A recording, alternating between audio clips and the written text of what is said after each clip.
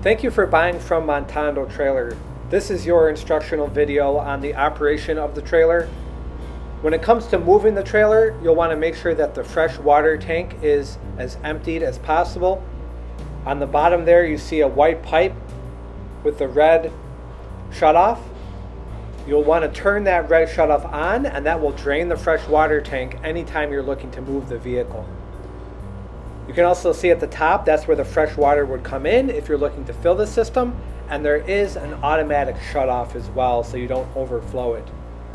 The system can be used through the fresh water tank itself, going down at the blue lines at the bottom, or it can also be used using the water pump and bypassing the fresh water system. Here is your Scalo water pump, and this is used whether you're using the fresh water tank or not. If you turn off the outlet going from the fresh water tank to the system, you can have fresh water coming in from the outside and going straight through to this Scalo water pump.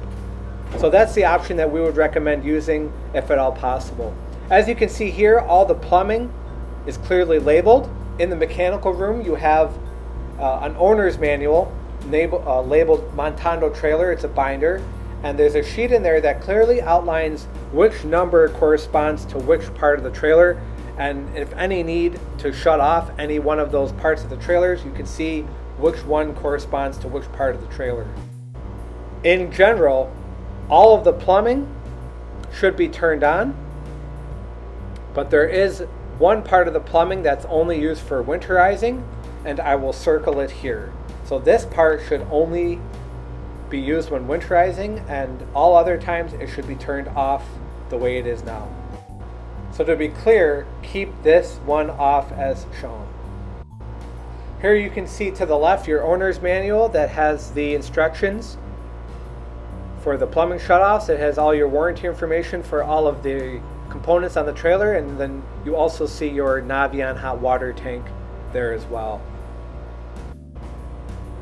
In order to get hot water, you'll have to fill the two 40-pound propane tanks on the front of the trailer. The left propane tank specifically goes for the laundry unit, and the right propane tank goes to the hot water on demand for all of your hot water for the trailer. You do have a standard breaker box, everything clearly labeled for all the major electrical components on the trailer. But as far as lighting and fans, it's going to be run off this 12-volt system, and you can see the blue switches there at the top that are clearly labeled. There's also that red switch there on the bottom left, and when you turn that to the right, it allows you to charge the battery that runs the hydraulic system. We would recommend that when the trailer is plugged in, if you need to charge your battery, you'll turn that over to the right, and you can have that on for 24 hours. Charge up the battery while your trailer is plugged into electric, and then turn it off after it's charged. But in general, that is going to be off. Your toilet in your handicapped accessible restroom is a full flush toilet. You can see with a macerator pump behind it. The lid for the top of the toilet is in a box in the mechanical room.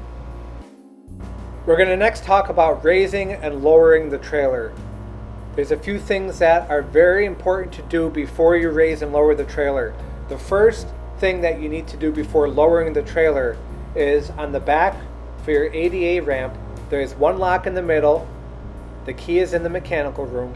So make sure to remove that lock, and then you'll need two people to slide out your ramp for the unit. This must be done before lowering the trailer. The first thing we're going to discuss is how to lower and raise the trailer. You're going to want to pull that pin.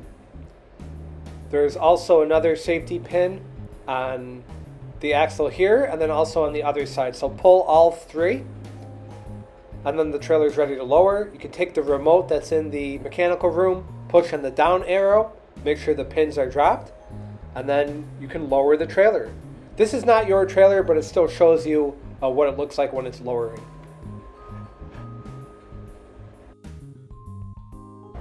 Looking at the driver's side of the trailer, you can start off. I have circled the door that gives you access to the macerator pump for the shower. Here you can see a door that gives you access to the hydraulics and the battery. Next, you see both the electrical, and you need a 50 amp connection here, and also at the bottom, your fresh water for a standard garden hose. And finally, this door gives you access to the sight gauge that allows you to see how full your waste tanks are. This has your sight gauge, so you can see how full the black water tank is.